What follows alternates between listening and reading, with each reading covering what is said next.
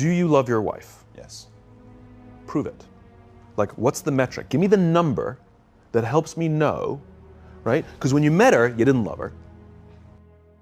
Now you love her, right? Tell me the day the love happened. It's an impossible question. But it's not that it doesn't exist, it's that it's much easier to prove over time, right? Leadership is the same thing. It's about transitions. So if you were to go to the gym, it's like exercise, right? If you go to the gym and you work out and you come back and you look in the mirror, you will see nothing. And if you go to the gym the next day and you come back and you look in the mirror, you will see nothing, right? So clearly there's no results, can't be measured, it must not be effective. So we quit, right? Or if you fundamentally believe that this is the right course of action and you stick with it, like in a relationship, I bought her flowers and I wished her happy birthday, and she doesn't love me. Clearly I'll give up. That's not what happens. If you believe there's something there, you commit yourself to an act of service. You commit yourself to the regime, the exercise. You can screw it up. You can eat chocolate cake one day, you can skip a day or two. You know, it allows for that. But if you stick with it consistently, I'm not exactly sure what day, but I know you'll start getting into shape. I know it. And the same with the relationship. It's not about the events. It's not about intensity. It's about consistency, right? You go to the dentist twice a year, your teeth will fall out. You have to brush your teeth every day for 2 minutes. What does brushing your teeth twice a day for 2 minutes do? Nothing. Unless you do it every day, twice a day for 2 minutes, right? It's the consistency.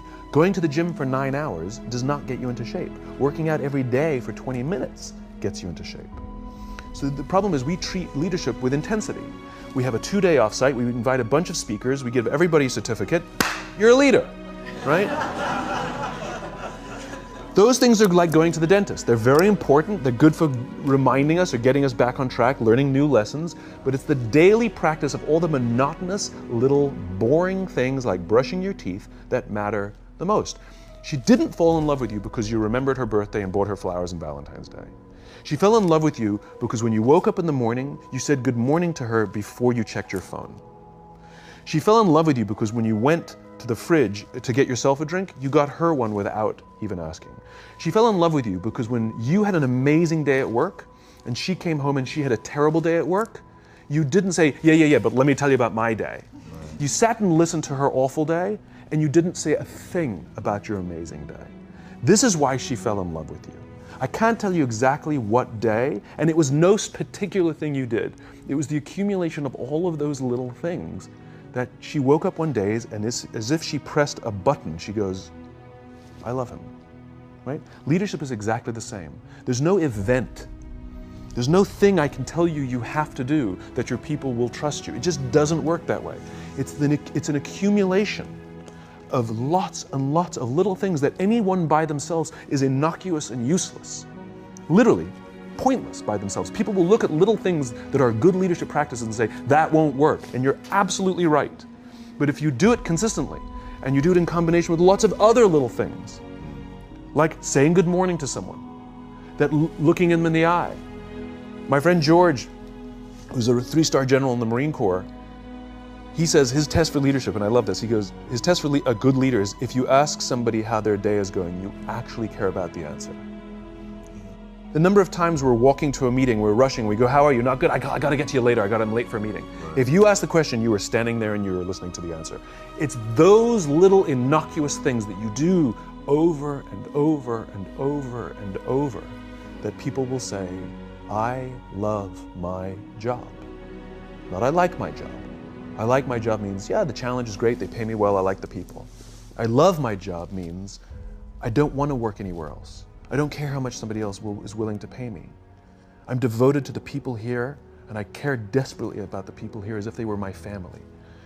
In business, we have colleagues and coworkers. In the military, they have brothers and sisters.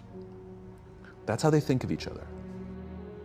If you really have a strong corporate culture, the people will think of each other like brothers and sisters. It's like a family, right? No, brothers and sisters. Deep love. Fight, but the love doesn't go away. Bicker, the love doesn't go away. And I'll fight with my sister, but if you threaten my sister, you're going to have to deal with me. Right? We'll fight internally, we'll bicker with each other, but nobody's going to hurt each other. And if anything from the outside shows up, you're looking at a unified front. Brothers and sisters. Now, how do you create brothers and sisters out of strangers? Common beliefs, common values, parents, in other words, executives who care about their children's success, who care to raise their children, teach them skills, discipline them when necessary, help them build their self-confidence so that they can go on and achieve something more than you could have ever imagined achieving for yourself. That's leadership.